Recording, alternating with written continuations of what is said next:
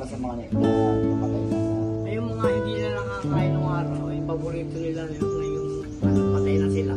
Ibibigay natin ngayon dahil sila ngayon ay hindi na sila buhay at saka sila ngayon ay aluluwa na. Kailangan sila ngayon ay amoy lang nila kanta sa langit sila. Dahil mahalaga yun sa kanila dahil yung tayong mga buhay ang nakakain natin masasarap. Eh sila, aluluwa sila, hindi sila nakakain dahil sila ay nasa langit. Yung iba naman wala sa langit.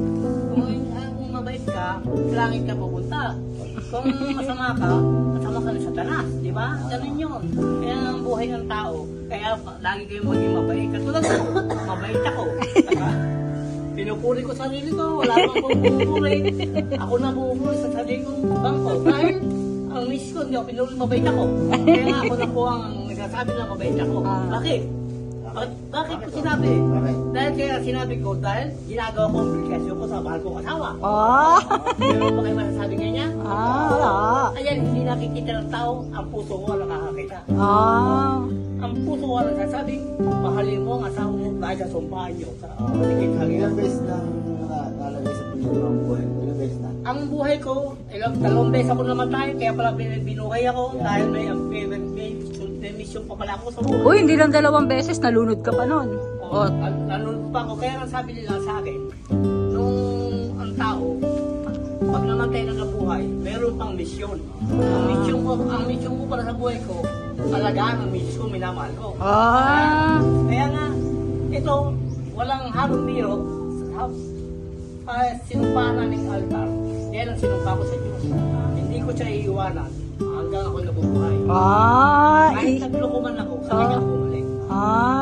Habang nalagay na yan? Nagloko ko nung araw. Pogi no? Kasi, nung nagawi ako ng babae sa Batangas, sabi ng lolo ko, hindi ikaw, kailangan ko singida. Ayan, yan po ang mga kasaysayan ni Ricardo Magleo, Narabel, hindi makulangan. Kaya Jabez, wala ka nalagay ng mga pagkain, tubig, dahil yung paborito. Oo, paborito nila. Kahit hindi nila nakakain, ibigay natin. Ala-ala, Gusto pasasalamat. natin sa kaluluwa. Ayan. Pagka nawala yung pagkain niya, ninigin niya yan, wala naman tayong problema. Wala. Basta Basta na ibigay natin. Ay mga bagay na yan, kung meron kumuha, ayan, ibibenta nila. Dahil wala man nakakakita.